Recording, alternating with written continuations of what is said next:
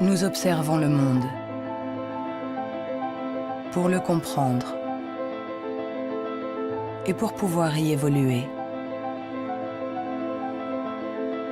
L'intelligence nous a permis de forger les outils pour comprendre l'infiniment petit et l'infiniment grand.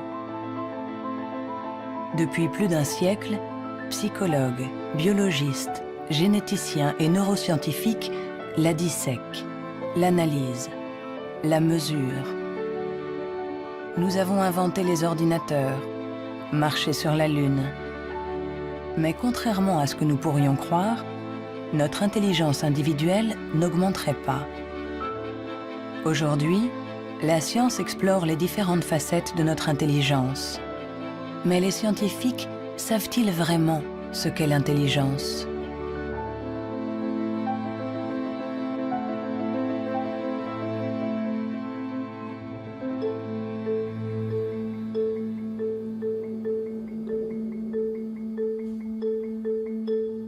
L'intelligence, c'est faire le lien. Assembler différents éléments pour trouver une solution. Pour la comprendre, il faut réussir à la fractionner, en isoler toutes les composantes. Les chercheurs se sont donc penchés sur ces différentes facettes.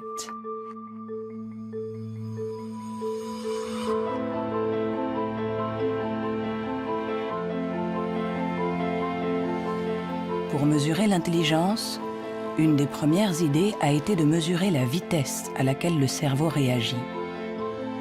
C'est cette méthode que le professeur Teni Januis a utilisée. Il a comparé notre temps de réaction avec celui de nos ancêtres. Et les résultats de son étude ne sont pas en notre faveur.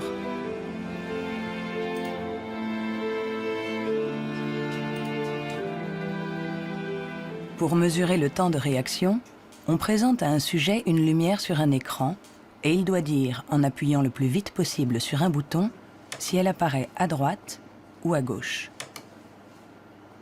Ce n'est donc pas un réflexe, mais une information simple que notre cerveau doit traiter. Ces études sur le temps de réaction sont très anciennes.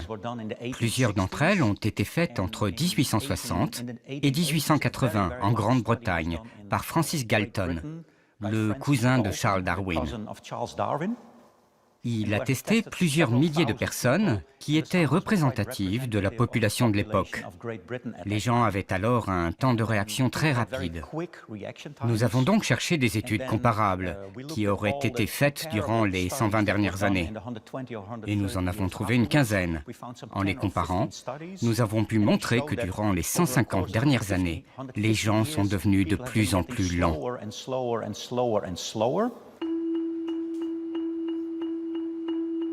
Pour le professeur Teni Januis, intelligence égale vitesse.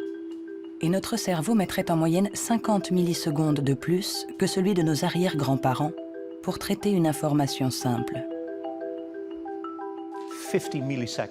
50 millisecondes de plus, ça a l'air ridiculement bref.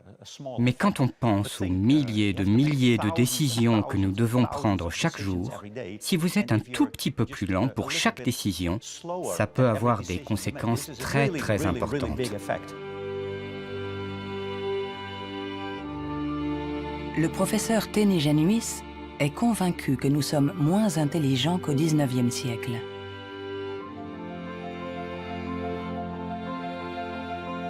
Il en voit la preuve dans l'incroyable inventivité de cette période, marquée par une explosion des innovations, de la créativité, des idées. Il y a eu énormément de fantastiques innovations au XIXe siècle. Des études ont montré que le nombre d'inventions par habitant était 4 fois plus important qu'aujourd'hui. Le professeur Teni Januis pense que notre intelligence est en panne. Elle décline depuis au moins 150 ans. Mais au XIXe siècle, Sir Francis Galton pensait déjà que les Anglais étaient bien moins intelligents que les Grecs de l'Antiquité, qui ne manquaient pas d'esprit brillant. Alors, Qu'en est-il des prédécesseurs des Grecs, les hommes préhistoriques? Eh bien, il est extrêmement difficile de mesurer leur intelligence. Pourtant, à l'Institut Max Planck de Leipzig, on essaye de répondre à cette question en reconstituant le cerveau de nos ancêtres de la préhistoire.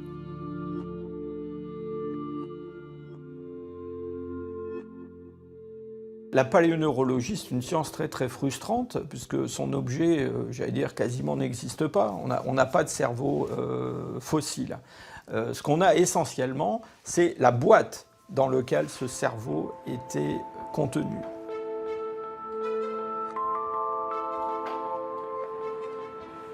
En comparant notre cerveau avec celui des hommes préhistoriques, les scientifiques se sont aperçus qu'il y avait des différences.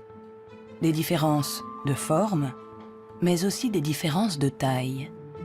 Certains hommes préhistoriques avaient un cerveau plus grand que le nôtre. Quand on sait que tout ce que nous sommes, tout ce que nous pensons, nos souvenirs, notre personnalité, nos émotions, notre langage, tout dépend essentiellement de cet organe, alors est-ce que l'intelligence est directement liée à la taille? Il serait naïf de penser que il n'y a pas de lien entre la taille du cerveau et la complexité des comportements, entre guillemets, l'intelligence. On le voit dans le monde animal, hein, les animaux qui sont les plus intelligents, en particulier les cétacés, certaines formes de dauphins par exemple, sont des formes qui, dans le monde animal, ont de très grands cerveaux, un grand nombre de neurones. On retrouve chez eux quelque chose qui rappelle ce qu'on trouve chez les primates, les grands primates, et chez l'homme. L'évolution a fait croître la taille de notre cerveau pendant 2 millions d'années, pour atteindre son maximum il y a 15 000 ans environ.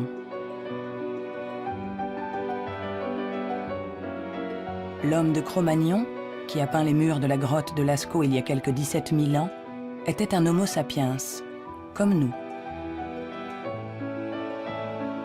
Mais de tous les Homo sapiens, il est celui doté de la plus grosse cervelle. En effet, la taille de notre cerveau aurait diminué par rapport à celui de notre ancêtre. Et pour certains chercheurs, nous serions moins intelligents que lui. Mais cette théorie est loin de faire l'unanimité. Moi, je ne crois pas qu'il y a une intelligence qu'on peut mesurer avec 1 centimètre et dire, voilà, il est aussi intelligent, ou il est plus intelligent, ou il est moins intelligent. Un homme de Cro-Magnon, il était intelligent pour être intelligent dans le monde où il vivait, et pas pour être intelligent dans une banque. Si on allait chercher avec la machine à voyager à travers le temps un homme d'il y a 25 000 ans, un Cro-Magnon, qu'on l'amenait aujourd'hui, il s'adapterait au monde dans lequel il aurait à vivre. Historically, you guys have struggled to adapt. Yeah, right. Walking upright, discovering fire, inventing the wheel, laying the foundation for all mankind. You're right. Good point. Sorry we couldn't get that to you sooner. Connie, your reaction? We live in a society where the individual ego and the group dynamic are in constant struggle. Response? Yeah, I have a response. What? Plus intelligent? Moins intelligent? Dès qu'on essaye de mesurer l'intelligence, tout se complique.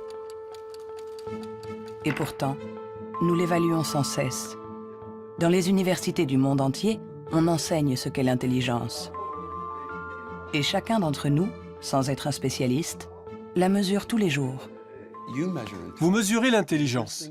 Si vous êtes célibataire, que vous allez dans un bar et que vous rencontrez quelqu'un, la chose la plus importante après le physique, c'est l'intelligence. Vous évaluez l'intelligence des gens quand vous parlez avec eux. Sont-ils rapides quand vous leur parlez de quelque chose qu'ils ne connaissent pas? Est-ce qu'ils comprennent? Mesurer l'intelligence en analysant les réponses, en évaluant la pertinence des actions, en comparant les individus. Une méthode qui a donné naissance au seul outil dont nous disposons pour évaluer l'intelligence, le quotient intellectuel, ou QI, inventé par Alfred Binet au début du XXe siècle. Alfred Binet était assez critique vis-à-vis des aliénistes, les psychiatres de l'époque. qui faisait des diagnostics pour juger du retard intellectuel avec des grandes catégories. Il y avait les idiots, ceux qui étaient le degré d'arriération le plus profond, les imbéciles ensuite, et puis les débiles.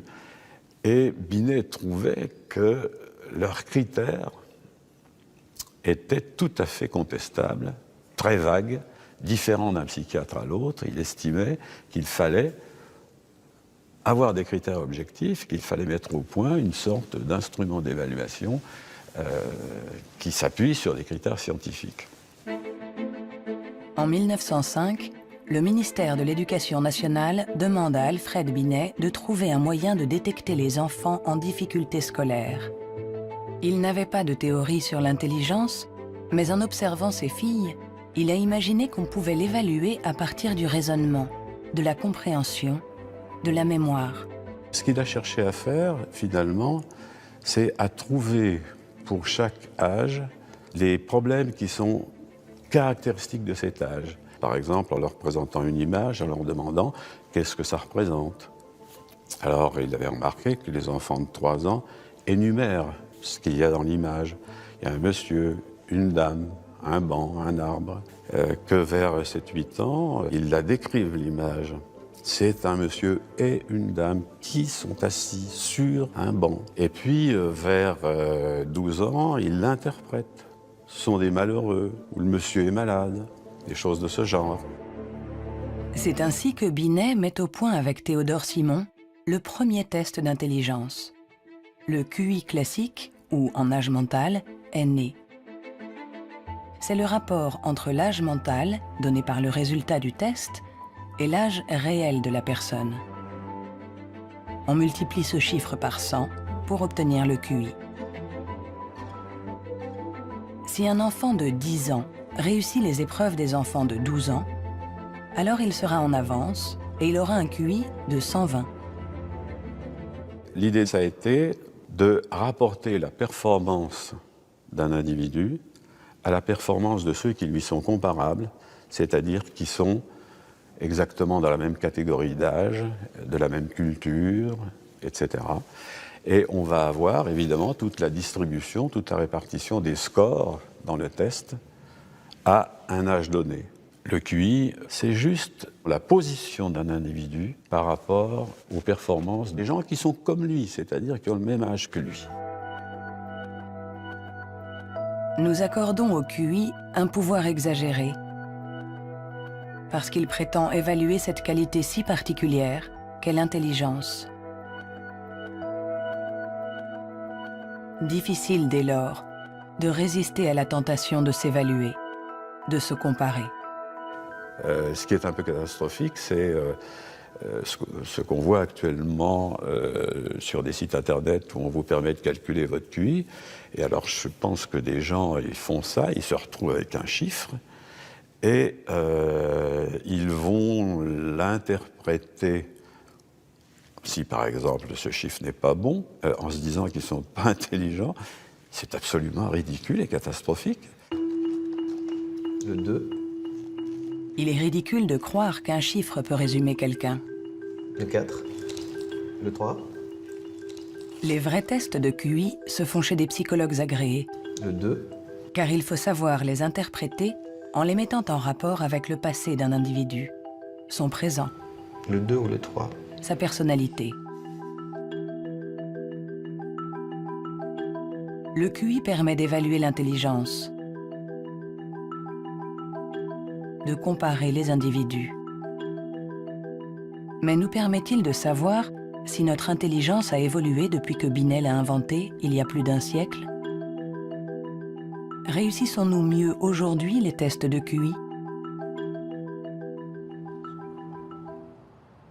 C'est en Nouvelle-Zélande qu'on a apporté pour la première fois une réponse à cette question. C'est ici que James Flynn a fait une découverte surprenante que les scientifiques du monde entier ont baptisé l'effet Flynn. L'effet Flynn, c'est la découverte que pour toutes les nations qui sont entrées dans l'ère industrielle, il y a eu des gains importants dans les tests de QI. J'ai regardé tous les types de tests de QI dans 40 pays, comme en France, en Hollande, en Norvège, partout où il y avait des appelés au service militaire. On leur donnait exactement le même test chaque année, et les gains sont évidents. Il y a 1 ou 2 générations, les gens avaient en moyenne 30 réponses justes sur 60, alors qu'aujourd'hui, ils en ont 45.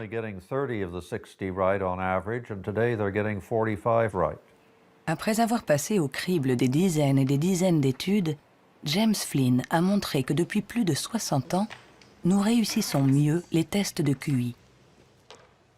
Est-ce que cela signifie que nous serions devenus plus intelligents que nos grands-parents? Un changement de QI ne signifie pas forcément un changement d'intelligence. Un exemple simple pour le comprendre, vous faites passer le test d'intelligence une première fois aujourd'hui. Vous le redonnez au même sujet demain. Il y a un effet d'apprentissage, il va réussir un peu mieux, il va avoir des scores un peu meilleurs. Ça ne veut pas dire qu'il est devenu plus intelligent, ça veut juste dire qu'il est un peu plus familier avec la façon de passer le test. L'augmentation du QI est due en grande partie à l'environnement, une meilleure nourriture, une meilleure éducation. Notre QI augmenterait de 2 à 3 points par année d'école supplémentaire et la durée de scolarisation est passée en moyenne de 6 ans au début du XXe siècle à 11 ans aujourd'hui dans les pays industrialisés. Tous ces effets se sont additionnés et ont fait augmenter les scores de QI. Quand vous passez un test aujourd'hui, vous y êtes préparé dans la mesure où toute une série de facteurs vous ont donné la capacité d'utiliser votre logique de manière abstraite. C'est pour ça que vous pouvez regarder une suite de nombres et deviner le suivant.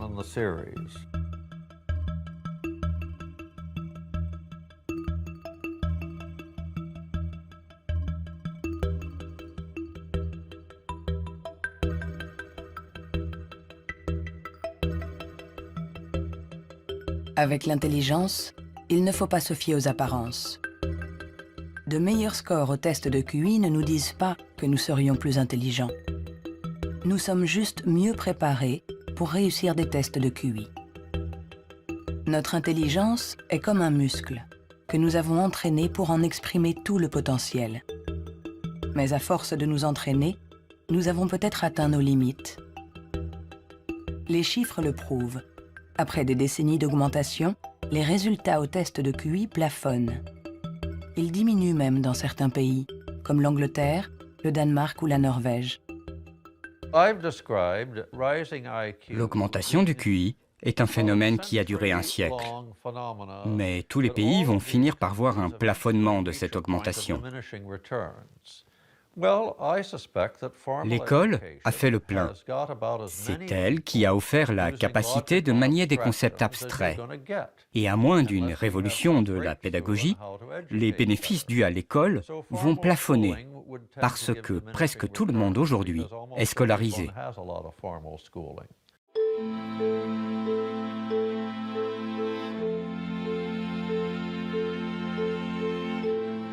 Un QI qui stagne. Des cerveaux plus lents, plus petits. Où en est notre intelligence? Les premiers outils permettant d'évaluer l'intelligence ont été inventés il y a plus d'1 siècle. On s'inspire toujours des théories imaginées par Sir Francis Galton et Alfred Binet. Mais aujourd'hui, nous pouvons aller plus loin. Plutôt que de mesurer ce que l'intelligence produit, intéressons-nous à l'organe qui produit l'intelligence.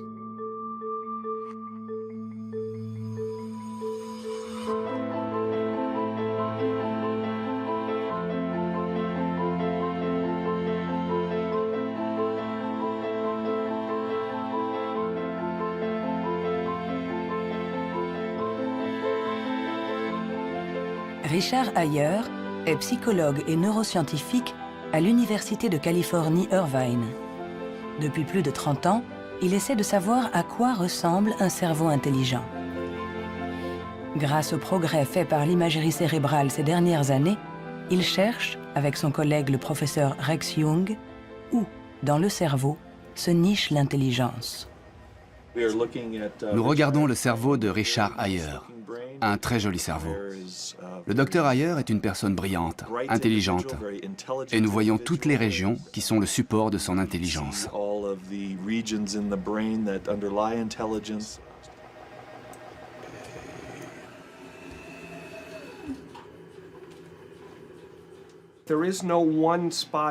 Il n'y a pas un endroit dans le cerveau qui soit le centre de l'intelligence.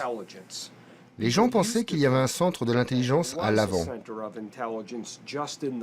Mais les recherches ont montré que lorsqu'on fait des tests d'intelligence à l'intérieur d'un scanner, on peut voir que la communication entre l'avant et l'arrière est très importante pendant que l'on résout les problèmes.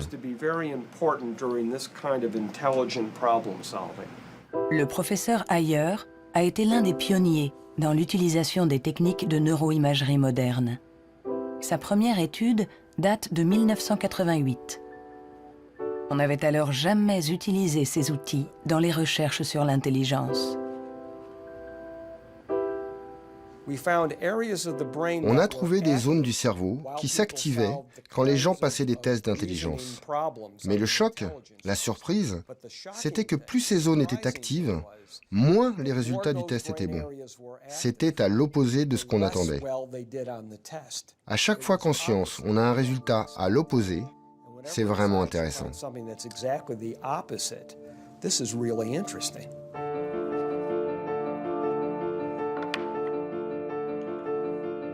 Un cerveau intelligent n'est pas un cerveau qui fonctionne plus, mais au contraire, un cerveau qui fonctionne moins. C'est ce qu'on appelle la neuroefficacité. Être intelligent, c'est résoudre un problème en faisant un minimum d'efforts.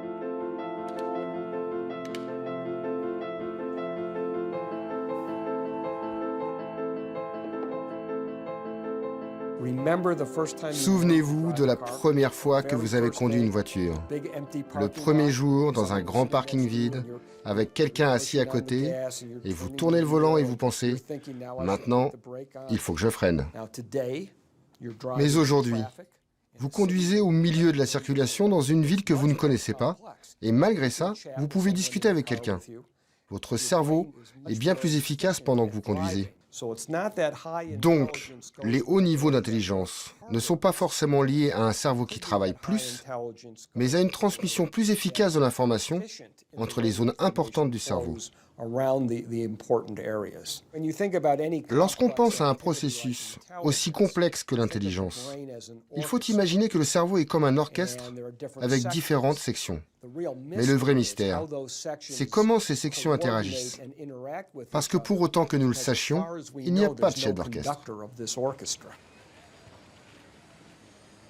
Si le cerveau est un orchestre, alors l'intelligence est la musique.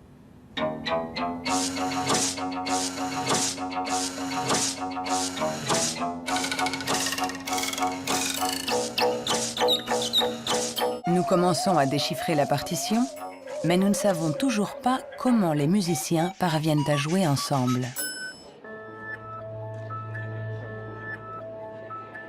À l'université de la Sorbonne, le professeur Olivier Houdet est à la recherche de ce chef d'orchestre. Pour le trouver, il mesure l'activité électrique du cerveau pendant que des enfants résolvent des problèmes. Ce qui l'intéresse, c'est ce qu'il appelle les bugs de l'intelligence. Si vous présentez à un enfant ce dispositif avec 1, 2, 3, 4, 5 babards écartés ou 5 babards resserrés, et vous demandez à l'enfant, y a-t-il le même nombre de babards au-dessus et en dessous, jusqu'à 6-7 ans, tous les enfants du monde vont vous répondre « Ah ben non, il n'y en a pas pareil, il y en a plus là parce que c'est plus long ». Le cerveau de l'enfant est donc piégé par l'intelligence, c'est-à-dire visio-spatiale, selon laquelle longueur est égale à nombre. Dans le cerveau, ça se traduit par le fait qu'on a des chemins neuronaux différents pour résoudre une même tâche.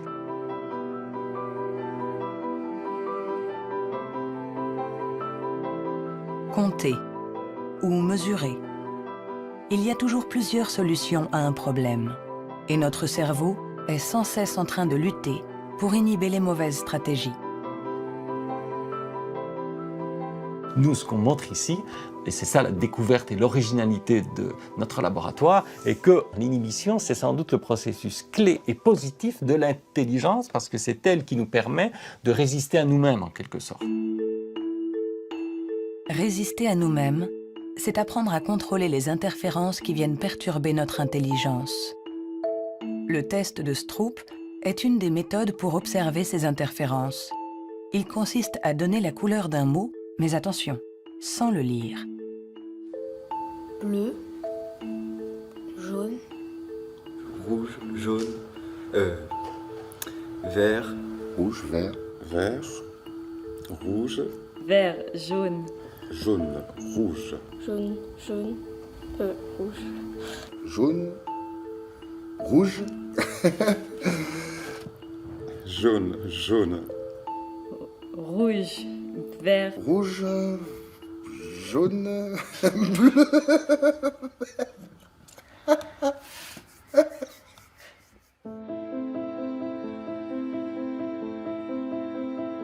Pour résoudre un problème, nous sollicitons différentes régions du cerveau reliées entre elles, mais qui sont parfois en compétition. Mais comment ces différentes zones communiquent-elles? C'est ce à quoi s'intéresse le professeur Douglas Fields à l'Institut national de la santé de Washington.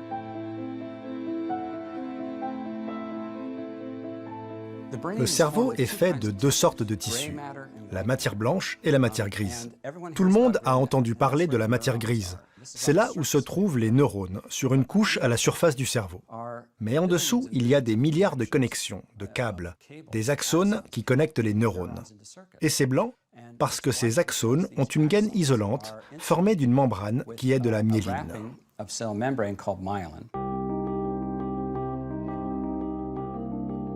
La myéline entoure les axones, permettant aux informations de circuler de manière rapide et efficace dans le cerveau.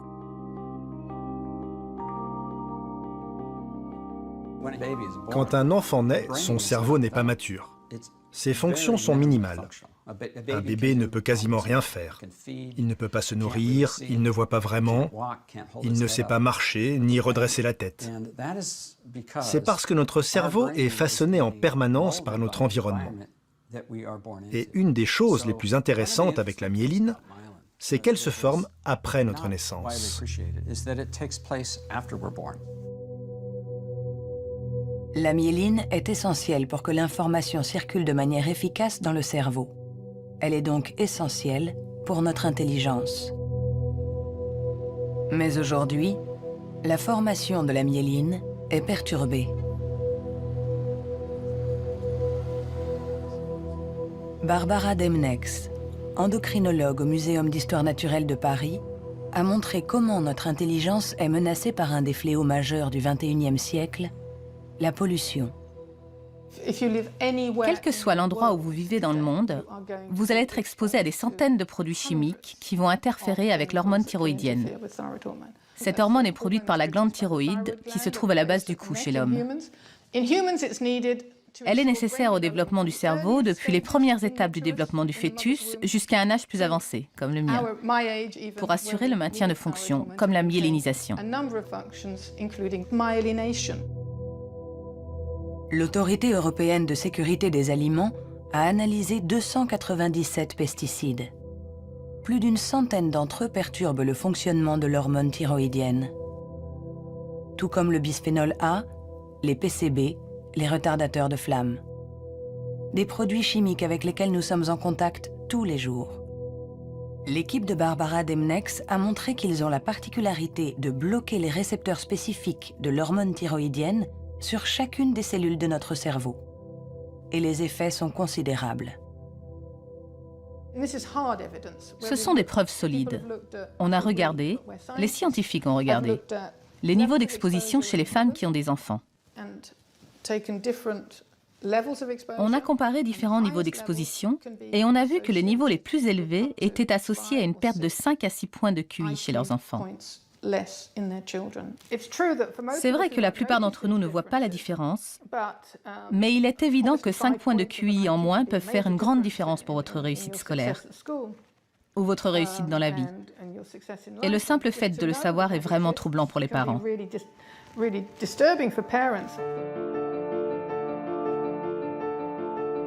Notre intelligence nous a permis de créer un monde complexe au prix de la dégradation de notre environnement. Et nous pourrions en payer le prix si cette dégradation perturbe la formation de notre cerveau, en agissant sur la myéline par exemple. Mais si ce phénomène se confirme, comment le gérer? Pendant plus d'1 siècle, on a pensé que tous nos processus mentaux n'étaient dus qu'à l'activité électrique des neurones. Mais aujourd'hui, les neurobiologistes ont commencé à explorer un nouveau continent. Il n'y a que 15% des cellules du cerveau qui sont des neurones. Le reste, qui représente 85%, ne communique pas grâce à l'électricité. On l'appelle la glie. De nouvelles méthodes nous ont permis de voir avec surprise que les cellules gliales communiquent entre elles et avec les neurones. On est à la pointe des recherches sur le cerveau, car il y a là un changement fondamental dans la manière dont on pense que le cerveau fonctionne au niveau cellulaire. Les cellules gliales, des cellules bien plus nombreuses que les neurones et qui forment leur environnement. Certaines fabriquent la myéline. D'autres nourrissent les neurones et les protègent. On les appelle les astrocytes. Et une découverte inattendue a montré que les astrocytes jouaient un rôle dans l'intelligence. Tout a commencé avec un génie. En avril 1955, au Princeton Hospital du New Jersey, Thomas Harvey, médecin pathologiste, est en charge de l'autopsie de Albert Einstein. Et ce 18 avril, à 8 heures du matin, il décide de voler le cerveau de celui que nous considérons comme l'incarnation du génie. Il espérait, en examinant le précieux organe, percer les secrets de l'intelligence. Après l'avoir conservé caché chez lui pendant 27 ans, il autorisa d'autres scientifiques à l'examiner. Et ils découvrirent quelque chose dans le cerveau d'Einstein qui était peut-être le secret de son intelligence. Le cerveau d'Albert Einstein a été examiné pour voir ce qui le rendait plus intelligent. Et il n'y avait pas de différence sur le nombre de neurones, sur la taille des neurones, il n'y avait rien. Mais son cerveau avait plus d'astrocytes. Et beaucoup de gens se sont intéressés au rôle joué par les astrocytes dans l'intelligence. Les astrocytes. Des cellules gliales identifiées il y a plus d'1 siècle. Mais ces dernières années, les scientifiques se sont aperçus que leur rôle était plus complexe que ce qu'ils imaginaient.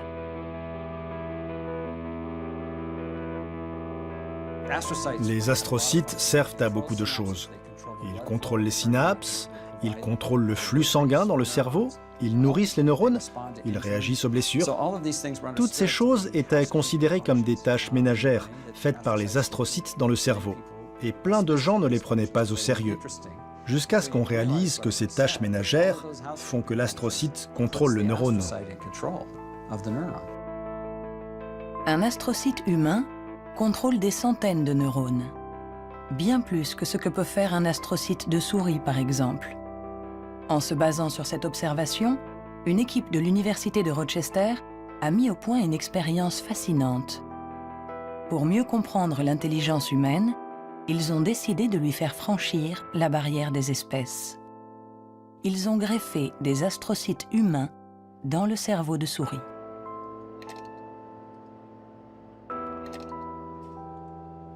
Nous avons effectué des greffes des astrocytes humains chez la souris. Et la greffe, littéralement, envahit tout le cerveau. Quand on regarde, par exemple, à l'âge de 1 mois après la greffe, on voit que la greffe est très discrète à l'endroit presque où on a greffé les cellules. Si on revient 1 an plus tard, tout le cerveau devient greffé On remplace littéralement toutes les cellules par les cellules humaines. On s'est rendu compte que ces souris sont plus aptes à avoir une meilleure mémoire et un meilleur apprentissage que les souris non greffées. Pour tester les capacités de ces souris au cerveau modifié, les chercheurs les ont placées dans un labyrinthe. Résultat, les souris greffées trouvent la sortie 2 fois plus vite que les souris non greffées. Cette expérience ne laisse plus la place au doute. Les astrocytes contribuent à favoriser la mémoire et l'apprentissage. Ils jouent un rôle clé dans notre intelligence.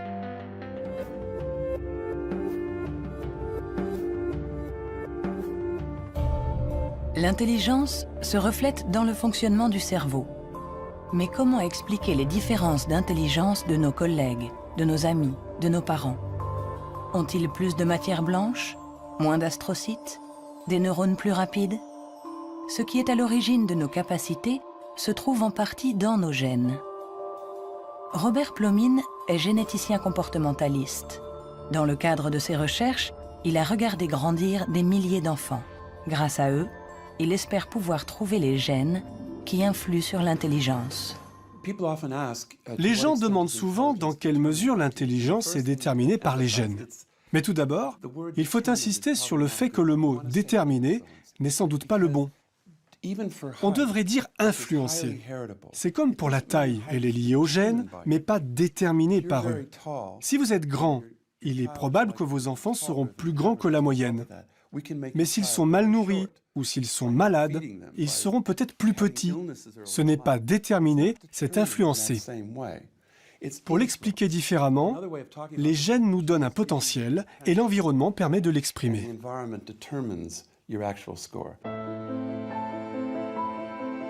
Pour comprendre les relations complexes entre gènes et intelligence, Robert Plomine fait passer des tests à des milliers de jumeaux.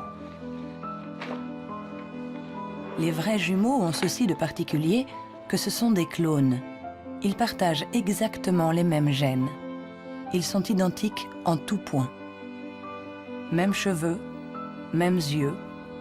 Mais ont-ils les mêmes résultats au test d'intelligence? La réponse est oui. Leurs résultats sont plus proches que ceux d'un frère et d'une sœur. C'est la preuve que même s'ils ne sont pas les seuls déterminants de l'intelligence, les gènes jouent un rôle crucial. La plupart des pays dans le monde, plus de 100 pays, disposent maintenant de registres de jumeaux, car ils reconnaissent l'importance de la méthode des jumeaux pour estimer l'influence des gènes. La prochaine étape de nos recherches est d'essayer de trouver les gènes responsables de l'intelligence. Pour cela, Robert Plomine utilise des puces à ADN capables de détecter plus d'1 million de marqueurs génétiques. En comparant l'ADN de tous ceux qui ont eu de bons résultats au test, il cherche à voir si certains gènes apparaissent plus fréquemment. Mais l'identification précise de ces gènes s'est révélée beaucoup plus compliquée que ce qu'il espérait.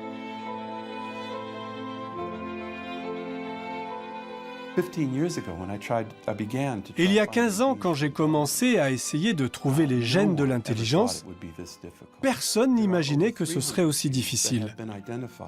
On a identifié plus de 300 gènes qui influent sur l'intelligence. Et le problème, c'est qu'on en a identifié seulement 1%.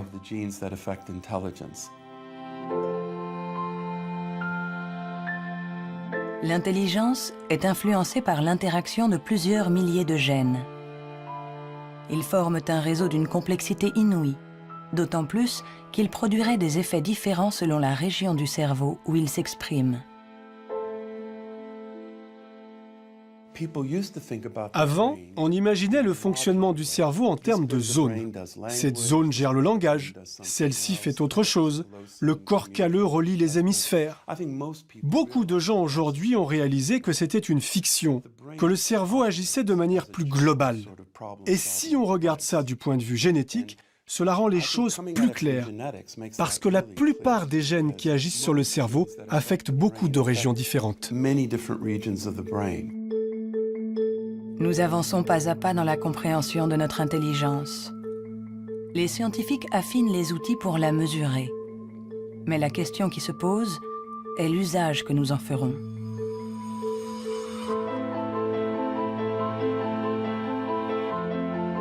L'intelligence est ce qui prédit le mieux notre niveau d'étude, notre emploi. Par conséquent, parler de l'intelligence de quelqu'un n'est pas anodin. On donne une valeur, on classe, on hiérarchise, avec tous les risques de dérapage que cela comporte. L'erreur de raisonnement, c'est de considérer que l'intelligence serait essentiellement héréditaire. Et ça a conduit effectivement à des dérives qui sont tout à fait ridicules, je dirais, absolument ridicules. Pour en donner un exemple, en 1924, je crois, une loi a été votée aux États-Unis qui restreignait l'immigration, qui mettait des quotas pour l'immigration, parce que dans les tests, ils avaient en moyenne des résultats moins bons. Et donc, ils étaient supposés être héréditairement moins intelligents.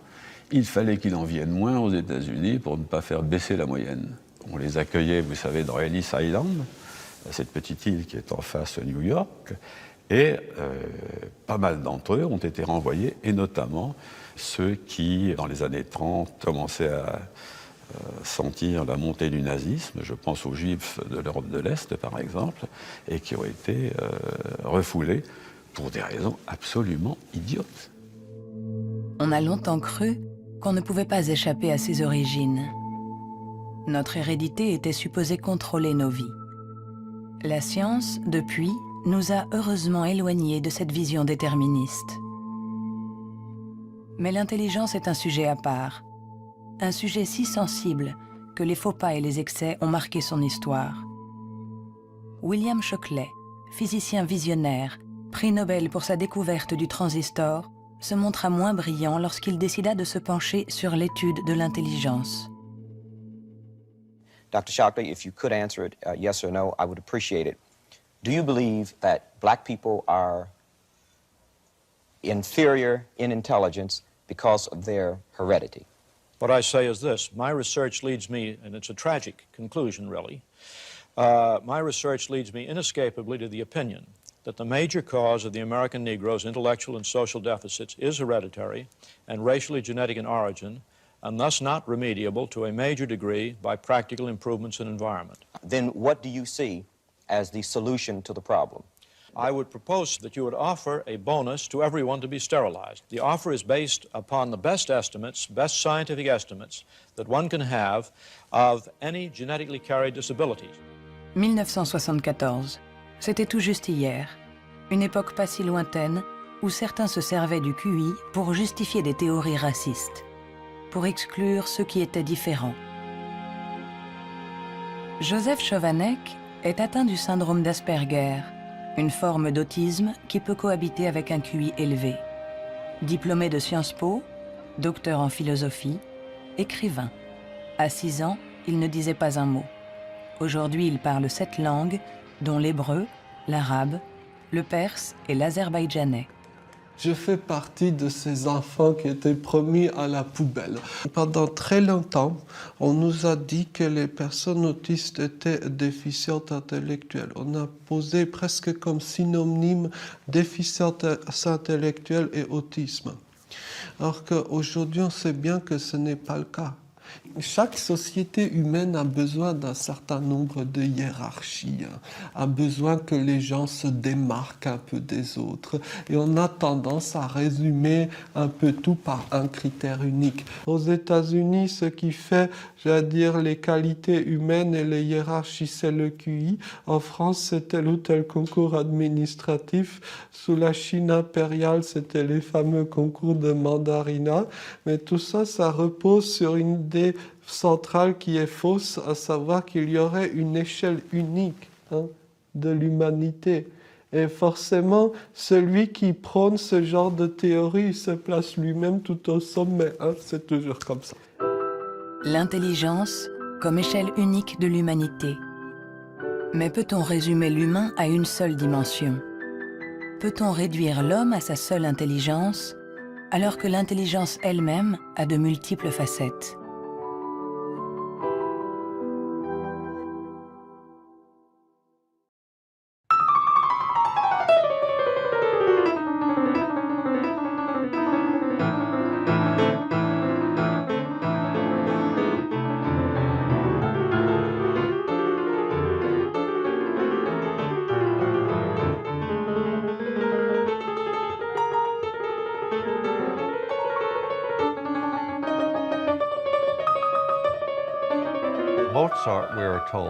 Mozart, dit-on, pouvait avoir à l'esprit une symphonie en entier.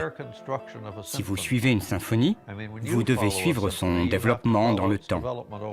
Mais lui, il avait conscience de sa globalité. C'est un peu le même niveau de complexité que pour un mathématicien qui pense à 7 ou 8 formules et voit toutes les connexions possibles entre elles. Alors on peut toujours objecter. Est-ce que l'intelligence musicale est une forme d'intelligence? Ce n'est pas important. Ce qui est important, c'est que ça existe et que ceux qui l'ont n'ont pas obligatoirement de grand QI.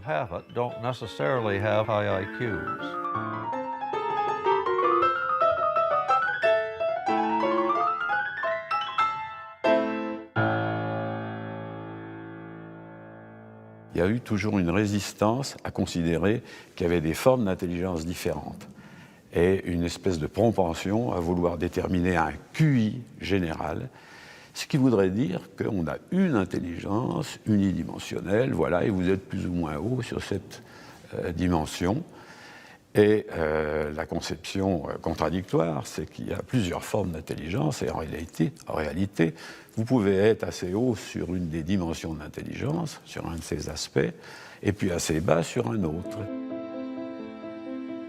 Le débat est aussi ancien que les premières études sur l'intelligence. En effet, les scientifiques se sont aperçus que quelle que soit la méthode utilisée, ils n'arrivaient pas à évaluer l'intelligence avec une échelle unique.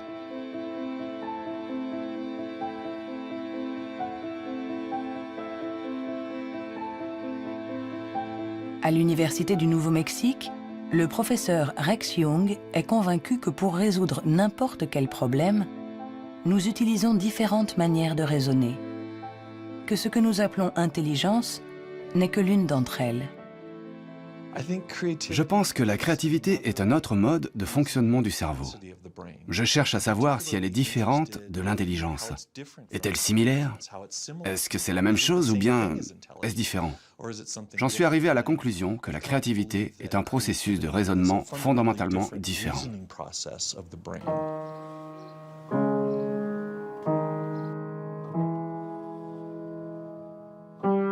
Déchiffrer une partition, c'est être intelligent en utilisant nos connaissances.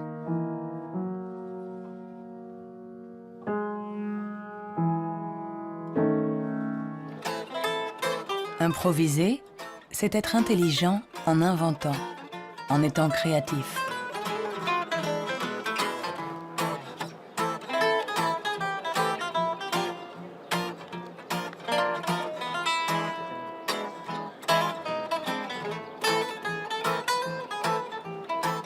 Un musicien peut être à la fois intelligent et créatif.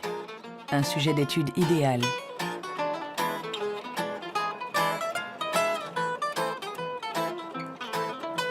Le professeur Jung a examiné de nombreux cerveaux pour savoir comment intelligence et créativité peuvent cohabiter. Je travaille sur l'hypothèse que ce sont des partenaires et qu'il y a deux réseaux différents dans le cerveau qui coopèrent pour nous permettre de raisonner. L'un est un type de raisonnement intelligent, l'autre est un type de raisonnement créatif. Je pense que les deux sont extrêmement importants. Nous sommes très proches de comprendre comment ils fonctionnent. Notre théorie est que le réseau de l'intelligence se situe plutôt à la surface du cerveau. Avec la créativité, les choses sont différentes. Elle dépend principalement du réseau du mode par défaut. Le réseau du mode par défaut est un réseau qui se trouve plutôt au milieu, à l'intérieur du cerveau. Et ces deux réseaux échangent en permanence des informations pour nous permettre de résoudre les problèmes posés par le monde qui nous entoure.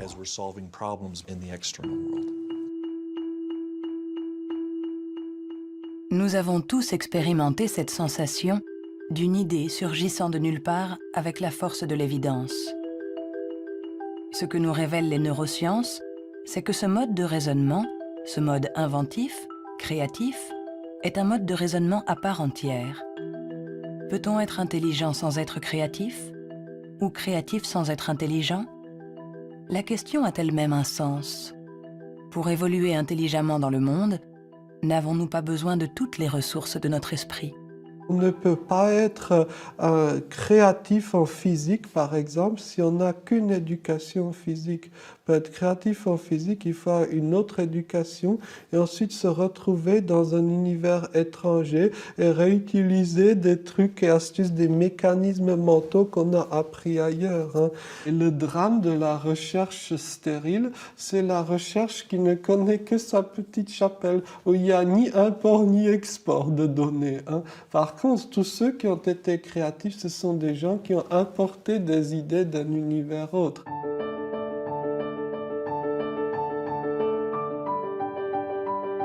Les liens se tissent, le tableau se dessine. Les scientifiques assemblent petit à petit les différentes composantes de notre intelligence. Mais le monde évolue, et l'intelligence aussi. Notre cerveau est en permanente évolution. Il permet à notre intelligence de s'adapter aux problèmes que nous devons résoudre, aussi multiples et variés que nous pouvons l'être. Quand j'étais enfant, je savais que je ne fonctionnais pas comme les autres. Hein. J'avais cette conscience-là. Cela m'a donné à réfléchir, cela m'a amené à imaginer le monde pluriel. Imaginez le monde où il n'y a pas un seul axe, que ce soit de classement ou de valorisation, mais un grand nombre d'axes. Et j'ai dit, la vraie intelligence du monde, n'est-ce pas de savoir réfléchir de façon plurielle, de savoir prendre en compte plusieurs grilles de compréhension du monde et non pas une seule. Le rôle de la science n'est peut-être pas de dire si nous sommes plus ou moins intelligents que nos voisins ou que nos ancêtres, mais de nous aider à comprendre comment notre cerveau fonctionne. On saura alors non seulement réparer notre intelligence, mais on saura aussi l'améliorer pour tisser des liens entre nous et la diversité de ce qui nous entoure.